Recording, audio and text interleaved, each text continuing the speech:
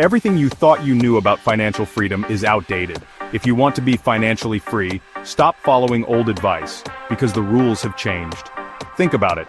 Most people know they need to invest, but do they actually know the right order to invest their money for maximum returns? Or how to invest without losing everything in a market crash? They know they should budget. But do they realize supermarkets use psychological tricks to make sure they always spend more than planned? And debt? We all know it's bad. But do you know the fastest way to escape it, without feeling completely overwhelmed? See, personal finance isn't just about knowing what to do, it's about knowing how to do it in the right order. So in this video, I'm breaking down the new rules of money, step by step, so you can take control of your finances and start building real wealth. Let's start with the number one thing that's keeping most people trapped in financial stress: debt. Debt feels like quicksand. The harder you try to escape, the deeper you sink. And most times, you don't even realize how much it's costing you. According to a survey published in 2024 by Business Insider, the average American owes $104,215 in debt across mortgage loans, automobile loans, credit card debt, and student loans. And with interest piling up, it feels impossible to break free. But it's not. There's a way out, and it's simpler than you think. The first thing you need to do is create space to breathe. If every dollar you make is already spoken for, there's no way to pay off debt faster. So before we talk about strategy, the goal is to free up extra cash, either by cutting unnecessary spending or finding ways to increase your income. Even small changes make a difference. Now, once you've got some extra cash, where do you put it? Most people make the mistake of tackling all their debts at the same time, paying a little here and a little there. But that's the slowest way to get out. Instead, you need a system. There are two proven ways to do this: the avalanche method and the snowball method. The avalanche method is mathematically the smartest, but the hardest to stick with. This method focuses on paying off the most expensive debt first, the one with the highest interest rate. It works this way. 1. List all your debts from highest to lowest interest rate. 2. Focus on paying off the debt that has the highest interest rate. Once it's paid off, move to the next highest interest rate, and repeat. Logically, this makes the most sense. You'll save the most money in the long run, because high-interest debt drains your wealth the fastest. But here's the problem. This method doesn't feel rewarding fast enough. If your highest interest debt is also your biggest debt, it could take months or even years to pay it off, and with no wins along the way, it's easy to feel discouraged and give up. That's why many people have more success with this next method that's called the snowball method. Even though with this method, you'll technically pay more in interest. So, with the snowball method, instead of starting with the highest interest rate, you start with the smallest debt first, no matter the interest rate. It works this way. 1. List your debts from smallest to largest balance. 2. Focus on paying off the smallest debt. 3. Once the smallest debt is wiped out, take that freed up money and attack the next smallest debt. Then repeat. At first this might not seem logical. Why ignore interest rates? Well, because this method takes advantage of how our brains work. Think about video games. Why do they start you off with easy levels? Because each time you win, your brain gets a dopamine hit, the chemical that makes you feel good and keeps you playing. That's exactly what the snowball method does. You clear a small debt, and your brain registers a win. Now you're motivated to keep going. Then you knock out the next debt, and the next. A Northwestern University study found that people using the snowball method were more likely to eliminate their debt completely because they stayed motivated long enough to finish.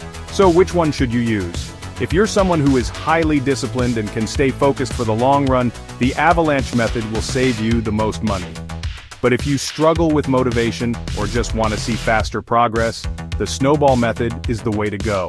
Because in the end, the best strategy is the one that keeps you in the game long enough to win. So, escaping debt is a game changer. The moment you stop losing money to interest, you take back control of your financial future. But here's the catch: being debt-free alone won't make you wealthy. If you stop here, you're just standing still. Because money sitting in a bank account isn't growing. Inflation is eating away at it, and every year it's worth less. So if you want real financial freedom, you need to do more than escape debt. You need to start building wealth. And that means knowing exactly how to invest your money the right way. You see, most people know they should invest, but no one tells them where to start or in what order. That's why so many people either jump in too fast and lose money, or wait too long and miss out on years of growth. There are 6 essential steps to investing wisely. Follow them in this exact order, and you'll put yourself years ahead of most people financially. Let's start with the first one. Step 1. Build a safety net first. Before you invest in stocks, real estate, or even your own business, the first thing you need is a safety net. Save at least 3 to 6 months of living expenses and put it in a high-interest savings account that's easy to access without penalties. This is your buffer against life. Because no investment strategy will work if one emergency forces you to pull your money out at the worst possible time. Yet, according to a Bankrate survey, only 39% of Americans could cover an unexpected $1,000 expense with savings. Most would have to rely on credit cards, throwing them right back into the debt cycle. So before you invest a single dollar, protect yourself first. Step 2. Take the free money. If your employer offers a 401k match, this should be your first investment priority. Why? Because it's free money.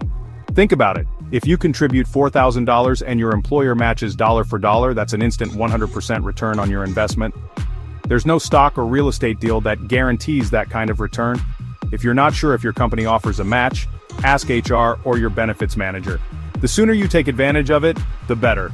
Step 3. Eliminate high-interest debt before investing more. If you still have high-interest debt, anything above 5% like credit cards or some student loans, focus on paying that off first. Why? Because no investment can reliably outpace high-interest debt. If your credit card is charging you 16% interest, but your stock market return is only 8%, you're still losing money overall. Clearing this debt first guarantees that you can earn returns on your investment without any interest rate eating it up. Step 4. Max out tax-advantaged accounts. Most people invest randomly, but the best way to maximize your returns is to invest in accounts that let you keep more of your gains instead of losing them to taxes. The best place to start? A Roth IRA. A Roth IRA is one of the most powerful wealth-building tools because your money grows tax-free, and you'll never have to pay taxes on it, ever. The max contribution limit is $6,500 per year, or $7,500 if you're over 50. Think of it this way. Imagine investing $100,000 over time and watching it grow to $1 million. With a Roth IRA, you keep every dollar. With a regular taxable account, you could lose hundreds of thousands to taxes. And if you have kids, a 529 education savings plan is like a Roth IRA but for education. It allows you to save for their college tuition tax-free, with no annual contribution limits. Using these tax-advantaged accounts first helps you build wealth faster by keeping more of your money in your pocket. Step 5. Only now should you start a taxable investment account. You see, sometimes people are excited about saving, so they rush to open a taxable or regular savings account. However, this will cost them more in the long run due to capital gains taxes. Now that you've watched this video, you know that only when you've maxed out your tax-free options can you then open a taxable account. You're welcome. Step 6. Should you pay off low-interest debt or invest? At this point, you're in a great position. Your high-interest debt is gone, and your investments are growing. But what about low-interest debt, like student loans at 3 to 5% interest or a mortgage? Should you pay them off early? The answer? It depends on your risk tolerance. If you're risk-averse and want the peace of mind of being debt-free, paying off low-interest loans faster might be the best choice. But if you're comfortable with risk, the stock market historically outperforms mortgage rates, meaning you could make more by investing extra cash instead of rushing to pay off low-interest debt. This is where personal preference comes in. There's no single right answer, just trade-offs based on your financial goals. Now, you might be thinking, I've got my debt under control, and I have a strategy to grow my money. I'm set, right? Not exactly, because even with a solid investment plan, there's something that can quietly sabotage your finances every single day, and you don't even realize it's happening. And that's your spending. I mean, walking into a supermarket seems harmless, right? You grab a few things and leave. Wrong. Supermarkets are carefully designed traps, set up to make you spend more than you intended. Here's how. First, they play the fresh entrance trick. Have you noticed how supermarkets always start with bright flowers, colorful produce, and the smell of fresh bread? That's not a coincidence. It's designed to put you in a feel-good mood, which makes you spend more impulsively. Next, they trick you with oversized shopping carts. Stores doubled the size of shopping carts and sales went up by 40%. Why? A half-full cart looks empty, making you feel like you need more. Then they make sure essentials are in the back. Have you also thought about why milk and eggs are all the way in the back of the store? It's not only for logistics, it forces you to walk past dozens of tempting items before you get what you came for. They also use fake discounts to pressure you into buying more, like those 10 for $10 deals, right? They make you feel like you have to buy all 10, even if you only needed one. The secret? Most of the time, you can buy fewer and still get the deal because when you add up the price for the 10 of them, it'll still almost amount to the promo price for 10. And finally, they use kid-targeted marketing to trap parents. Stores place sugary, colorful snacks right at a child's eye level, so they beg you to buy them. The supermarkets know you can't resist when your kid says, "Oh mom, please get this for me." And they'll use that to their advantage. And that's just in supermarkets. Online stores? Even worse. First, they remove friction with one-click buying. Amazon's Buy Now button removes the extra step of reviewing your cart, because they know that the more time you have to think, the less likely you are to buy. Then, they trap you in an endless scroll. Websites use infinite scrolling and personalized recommendations to keep you browsing longer, which increases the chance that you'll buy something you don't need. And finally, they create fake urgency to make you panic buy. Ever seen a timer counting down on a sale? Or only 2 left in stock messages? Most of the time it's completely fake, designed to make you panic and buy immediately. Once you know these tricks, you can fight back. So how do you protect your money from these spending traps? By setting up a system that makes it harder to overspend, without relying on willpower. Here's how. 1. Use a budgeting method that works for you. The 50-30-20 rule is a simple approach. 50% for necessities like rent, food, and utilities, 30% for wants like entertainment and dining out, and 20% for savings and investments. Make sure to automate these savings so you pay yourself before you even have a chance to spend. 2. Shop smarter in supermarkets. Use a smaller cart or basket to limit impulse purchases. Shop with a list, and don't deviate. Never shop hungry, you'll buy things you don't need. Ignore buy more deals unless you actually need more. 3. Avoid online spending traps. Delete saved credit card info from shopping sites. This forces you to manually enter your details, making impulse buys harder. Use a 24-hour rule. If you want something, wait 24 hours before buying it. Most of the time, you'll realize you don't really need it. Turn off notifications from shopping apps. They're designed to pull you back in. 4. Use cash for non-essential spending. Want to reduce overspending instantly? Use cash for entertainment, eating out, and extras.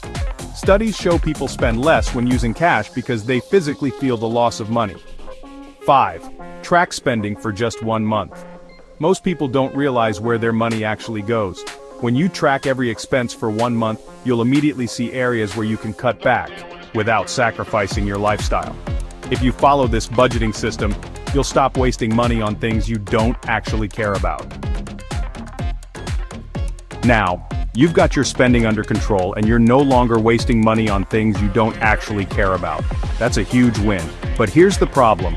Even if you manage your money perfectly, if you don't get this next thing right, you'll still end up paying way more than you should for things like car loans, mortgages, and even insurance. And most people don't even realize it's happening.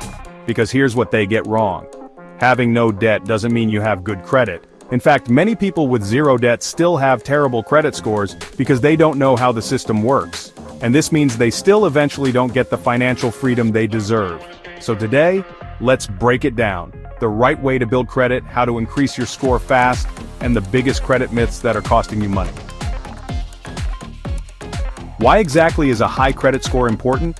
Well, most people see credit as just a number, but in reality it's a powerful financial tool, when used correctly.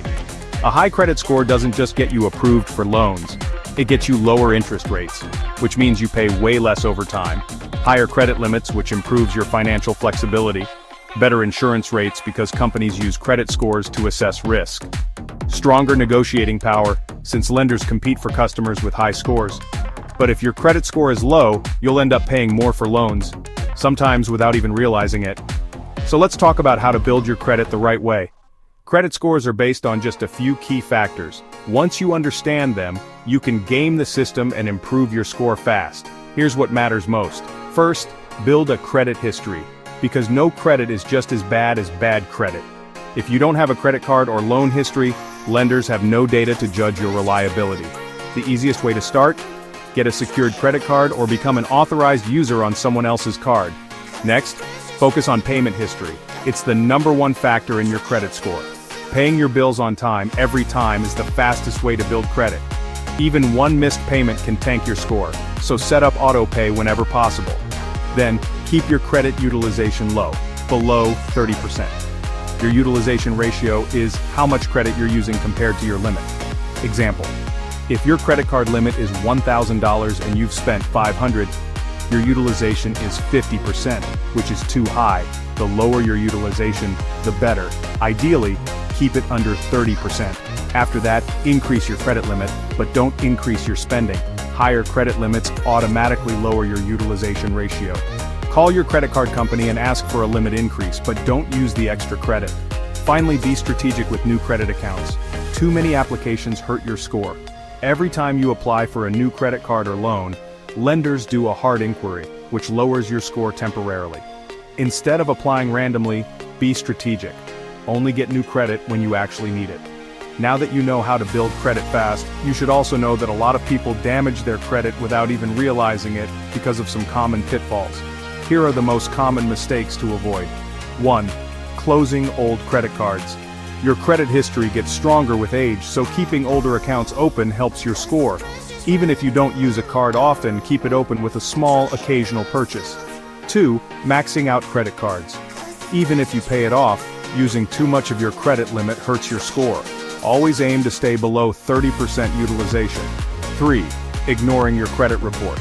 Errors happen all the time, and fixing them can boost your score fast. Check your credit report at least once a year for mistakes. 4. Applying for too many credit cards at once. Multiple hard inquiries make you look desperate for credit, which lowers your score. Space out applications. 5. Thinking you don't need credit because you don't plan to borrow. Even if you never want a loan, your credit score still matters for things like insurance rates, rental applications, and even some job opportunities. So now you have the full roadmap: eliminate debt, invest wisely, control your spending, and build strong credit. But here's the thing. Most people who struggle with money aren't failing because they don't know what to do. They're failing because they're making financial mistakes they don't even realize. And these mistakes, they can silently destroy your finances, even if you're doing everything else right. So before you go, let's make sure you're not unknowingly sabotaging your financial success. Watch out for my next video where I discuss the 7 money mistakes you didn't know you were making, because fixing just one of these could save you thousands of dollars.